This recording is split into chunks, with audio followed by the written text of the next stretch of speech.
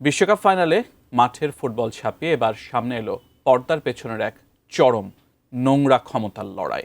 ফিফার সভাপতি জিয়ান্নি ইনফান্তিনোর ওপর ক্ষুব্ধ হয়ে খোদ ওয়েফা প্রধান আলেকজান্ডার চেফারিনের ফাইনাল ম্যাচ বয়কট করার ঘটনায় তোলপাড় ফুটবল বিশ্ব।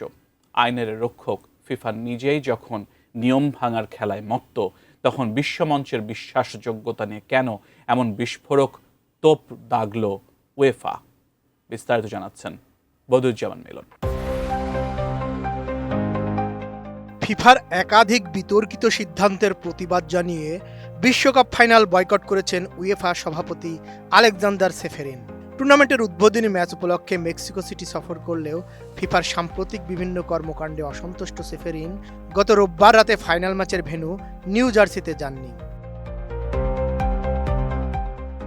উয়েফা সভাপতির বিশ্বকাপ ফাইনাল বয়কটের পেছনে মার্কিন প্রেসিডেন্ট ডোনাল্ড ট্রাম্পের হস্তক্ষেপে যুক্তরাষ্ট্রের স্ট্রাইকার ফ্লোরিন বালোগানের লাল কার্ডের নিষেধাজ্ঞা থেকে অব্যাহতিকে অন্যতম কারণ হিসেবে দেখছেন অনেকে। লাল কার্ড দেখার পর বালোগানের নিষেধাজ্ঞা ফিফা স্থগিত করার পর তীব্র প্রতিক্রিয়া জানিয়েছিল উয়েফা। ফিফা সভাপতি জিয়ান্নি ইনফান্তিনোর একাধিক নতুন উদ্যোগেরও কড়া সমালোচক চেফারিন। বিশেষ করে হাফ টাইম শো আয়োজনের ধারণার ঘোর বিরোধিতা করেন তিনি।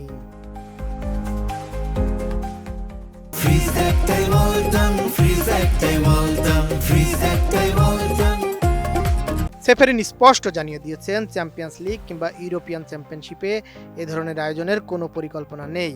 এবারের বিশ্বকাপ ফাইনালে ম্যাডোনা, বিটিএস, শাকিরা ও জাস্টিন বিবারের পরিবেশনার কারণে স্বাভাবিক 15 মিনিটের বিরতি বেড়ে দাঁড়ায় 27 মিনিট 22 সেকেন্ড। ফিফার আরও কয়েকটি নীতিগত সিদ্ধান্ত নিয়েও উয়েফার সঙ্গে স্পষ্ট মতপার্থক্য তৈরি হয়েছে।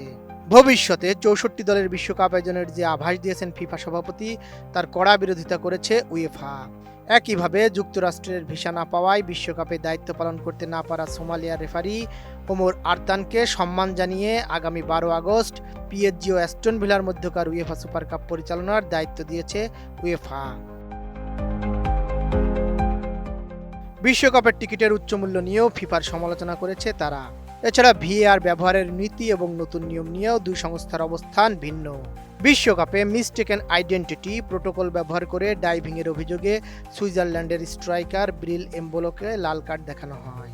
তবে উয়েফা তাদের ভিডিও অ্যাসিস্ট্যান্ট রেফারিদের স্পষ্ট নির্দেশ দিয়েছে, তাদের প্রতিযোগিতায় ডাইভিংয়ের ক্ষেত্রে এই প্রোটোকল ব্যবহার করা যাবে না।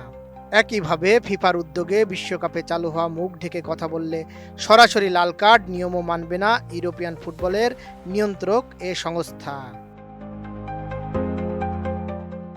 বদিউজ্জামান মিলন, এটিএন নিউজ।